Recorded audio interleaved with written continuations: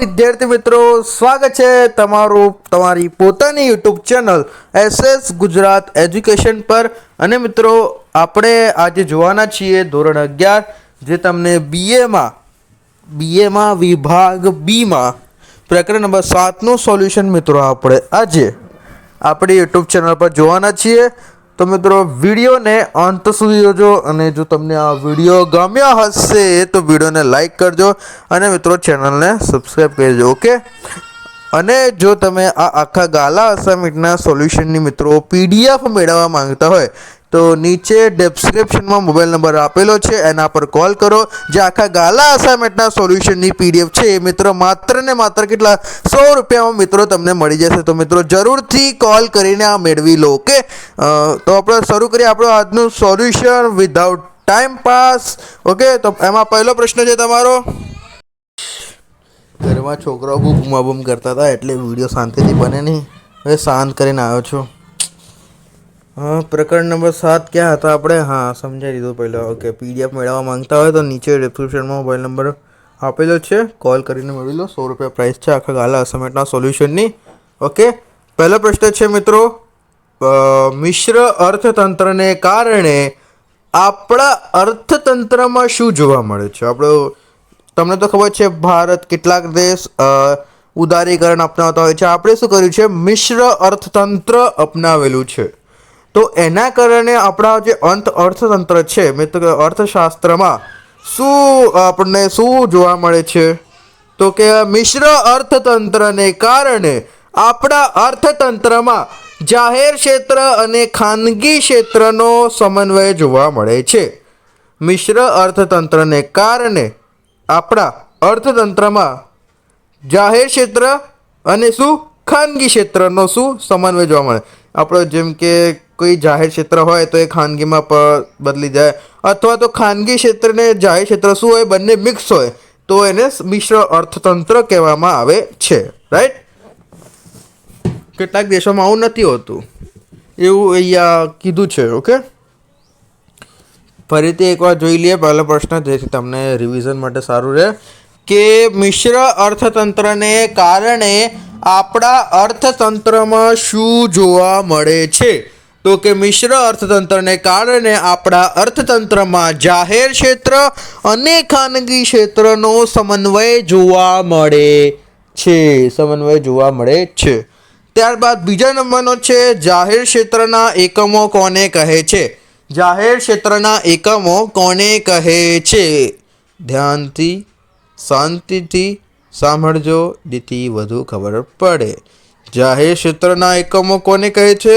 એક નથી, ડાયરેક્ટ ઉત્તર છે, જે એકમોની માલિકી, સંચાલન અને અંકુશ.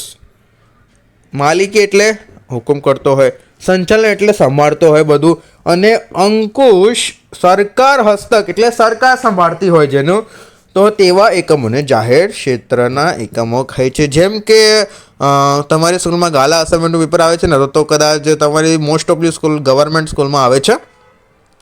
હવે ગવર્મેન્ટ સ્કૂલની હસ્તક હોય છે, એ સરકાર રીતે ચલાવવામાં આવે છે ગવર્મેન્ટ સ્કૂલો બધી, તો એ જાહેર ક્ષેત્ર કહેવામાં આવે છે.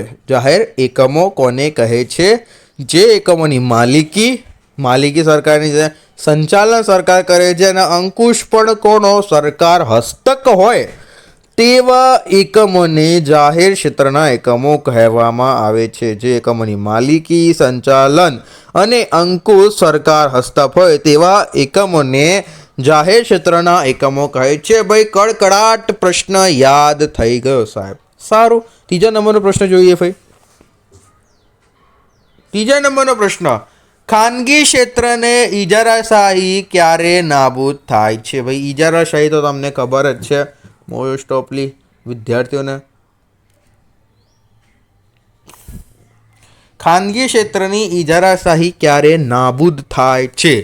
તો આન્સર, જ્યારે ઔદ્યોગિક એકમોની માલિકી સરકારની હોય ત્યારે ખાનગી ક્ષેત્રની ઇજારાશાહી શું થાય છે? નાબૂદ થાય છે. ખાનગી ક્ષેત્રોની ઇજારાશાહી ક્યારે નાબૂદ થાય છે?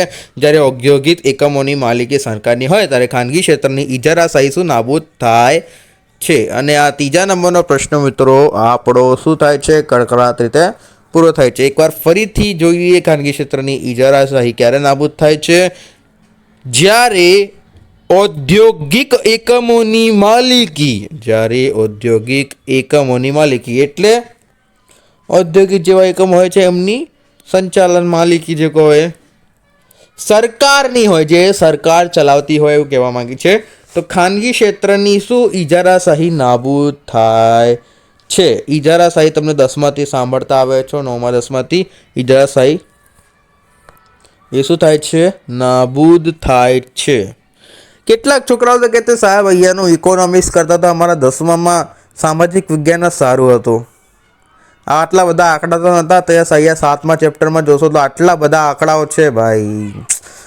છોકરાઓ તો હેરાન થઈ જાય છે. શું કરી શકીએ? ભણવું તો પડશે.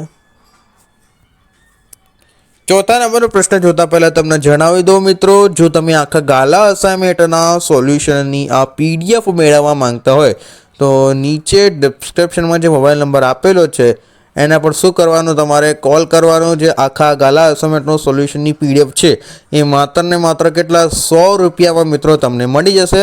તો મિત્રો ફટાફટ નીચે ડિસ્ક્રિપ્શનમાં મોબાઈલ નંબર આપેલો છે એના પર કોલ કરો.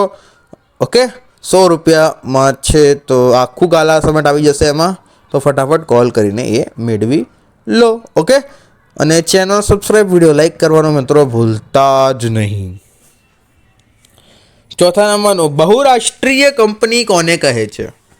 બહુરાષ્ટ્રીય કંપની દુનિયાના એક કરતાં વધુ દેશોમાં ધંધાકીય પ્રવૃત્તિ કરતા ધંધાકીય એકમને બહુરાષ્ટ્રીય કંપની કહે છે. દુનિયાના એક કરતાં વધુ દેશમાં ધંધાકીય પ્રવૃત્તિ કરતા ધંધાકીય એકમને બહુરાષ્ટ્રીય કંપની.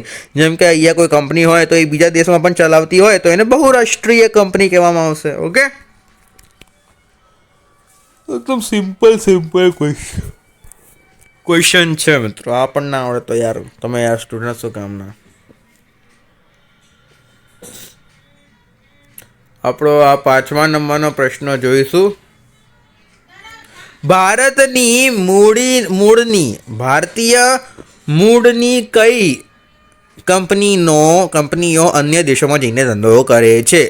ભારતીય મૂળની કઈ કંપનીઓ અન્ય દેશોમાં જઈને ધંધો કરે છે, વેપાર કરે છે? તો હવે જોઈશું. આટલી બધી કંપનીઓ છે. આપણા દેશની બહાર પણ એમનો શું છે? બિઝનેસ ચાલે છે. અને આપણે બધા તો અહીંયા જ સંતુષ્ટ થઈ ગયા કે હમ દો હમારે દો, મસ્ત ફેમિલી હશે, શાંતિથી રહીશું. ના મિત્રો, એવું ના ચાલે. Money is important, it's a life. Okay, ભારતીય મૂળની કંપનીઓ જેવી કે ઇન્ફોસિસ, रिलायंस, मारुति, विप्रो, ONGC का नाम तो सुना ही होगा, टाटा स्टील जो लो, एशियन पेंट्स भाई मैं हमारा घर में एशियन पेंट्स कराव्યું છે. મારું ડિસ્ટેમ્બર એશિયન પેન્ટ કરાવ્યું છે. શું કલર છે? એડવર્ટાઇઝમેન્ટ નથી કરી રહ્યો કેમ કે મને પૈસા નહીં મળ્યા એડવર્ટાઇઝમેન્ટ કરવાના. આ તો તમારે આવ્યું છે એટલે ભણવું પડે વગેરે. વિદેશમાં જઈને શું ધંધો કરે છે? ભારતીય મૂળની કંપનીઓ જેવી કે ઇન્ફોસિસ નામ તો સુનાઈ હોગા, રિલાયન્સ આપણા અંબાની ભાઈની કંપની, અંબાની શું મુકેશભાઈ, હમણાં એમના છોકરાના લગ્ન થયું ને વેડિંગ. મારુતિ સુઝુકી કારનું નામ તો સાંભળ્યું હશે. વિપ્રો પર મેપ તો સાંભળ્યું છે. ONGC આ બધું કંઈ જાણવા મળે તો મિત્રો તમારે ગૂગલ પર અને એમના બધા પર સર્ચ કરવાનું. Okay, Tata steel, Asian pants વગેરે, કટ એશિયન પેન્ટ્સ વગેરે અન્ય દેશોમાં જઈને ધંધો કરે છે. ઓકે, ત્યારબાદ આપણો 6 નંબરનો પ્રશ્ન મિત્રો જોઈએ. ખબર પડી ગઈ ને તમને આ પ્રશ્નનો? તો બસ બીજું કંઈ જ નહીં જોઈતું આપણને. બધા નામ યાદ રાખવાના, ગૂગલ પર સર્ચ કરતું રહેવાનું, જેથી આપણે શું જીકેમાં નોલેજ વધે, આપણી વધે. કયા ઉદ્યોગ પછાત વિસ્તારોમાં સરકાર ઔદ્યોગિક વિકાસ કરેલ છે? કયા ઔદ્યોગિક પછાત વિસ્તારોમાં સરકારે ઔદ્યોગિક વિકાસ કરેલ છે? તો કે અલગ જ નામ છે, રાઉરકેલા, ભિલાઈ, બોકારો જેવા ઔદ્યોગિક વિસ્તારોમાં સરકારે લોખંડના કારખાનાઓમાં મૂડી રોકાણ એટલે કે પૈસા નાખીને ઉદ્યોગોનો શું કર્યો છે? વિકાસ મિત્રો કરેલો છે. આજે એમાં પૈસા નાખ્યા અને એ ઉદ્યોગનો શું કર્યું છે? વિકાસ એમને કર્યો છે. આથી આઈ થિંક પ્રશ્ન પૂરો થાય છે. મળીએ મિત્રો પ્રકરણ નંબર 9માં, જે તમને નીચે દેખાઈ રહ્યું છે. અને મિત્રો જો તમે આખા ગાલા અસાઇનમેન્ટના સોલ્યુશનની PDF મેળવવા માંગતા હોય તો નીચે ડિસ્ક્રિપ્શનમાં જે તમને મોબાઈલ નંબર આપેલો છે એના પર કોલ કરો. જે આખા ગાલા અસાઇનમેન્ટના સોલ્યુશનની PDF છે તમને માત્ર ને માત્ર 100 રૂપિયામાં મિત્રો મળી જશે. તો ફટાફટ નીચે ડિસ્ક્રિપ્શનમાં આપેલ મોબાઈલ નંબર કોલ કરીને મિત્રો આ આખા ગાલા અસાઇનમેન્ટના સોલ્યુશનની PDF મેળવી લો. ઓકે, મળીએ મિત્રો નેક્સ્ટ વિડીયો. ત્યાં સુધી ચેનલ સબસ્ક્રાઈબ, વિડીયો લાઈક કરી દો.